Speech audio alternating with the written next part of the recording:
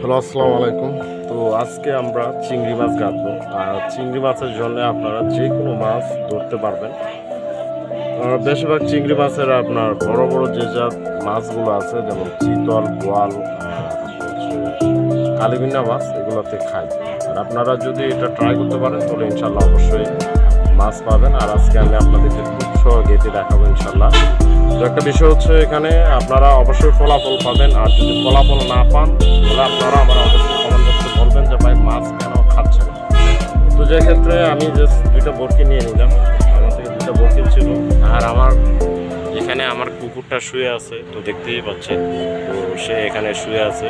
তো বাট আমি চিন্তা করলাম যে অনেকদিন পর আসলাম বরকি মারার জন্য। তো সেক্ষেত্রে আপনারা অবশ্যই কাটার সময় ভালো মতন গেঁথে নেবেন, যাতে ফলাফল ভালো হয়। তো আপনারা অবশ্যই এই জায়গায়, আর যারাই আমার ভিডিওটা দেখতেছেন তো অবশ্যই চ্যানেলটাকে সাবস্ক্রাইব করে দিবেন, লাইক করবেন, বেশি বেশি শেয়ার করবেন।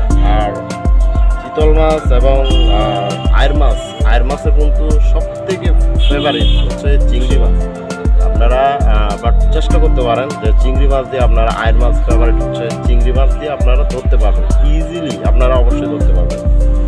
তো আমি অনেক দিন আগে আয়ের মাছ ধরছিলাম চিংড়ি মাছ দিয়ে, বড় বড় চিংড়ি মাছ দিয়ে আমি আয়ের মাছ ধরছিলাম। তো এগুলো জাস্ট হিসাবে ছোটো যেতে, সেক্ষেত্রে আমি আসলে সেটা আপনাদেরকে বোঝার জন্যে আমি যখন 2010 সালে চিংড়ি মাছ দিয়ে আমি প্রচুর পরিমাণ আয়ের মাছ ধরছিলাম। তো বড় ছোটো 4 কেজি, 3 কেজি, আধা কেজি, 1 পোয়া, ওইরকম অনেকগুলো আমি ধরছিলাম আয়ের মাছ।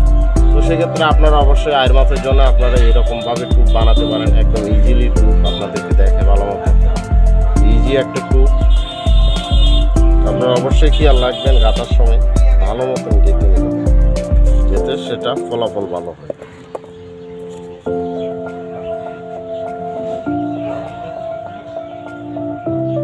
দেখতে পাচ্ছেন আমার গাঁথা হয়ে গেল।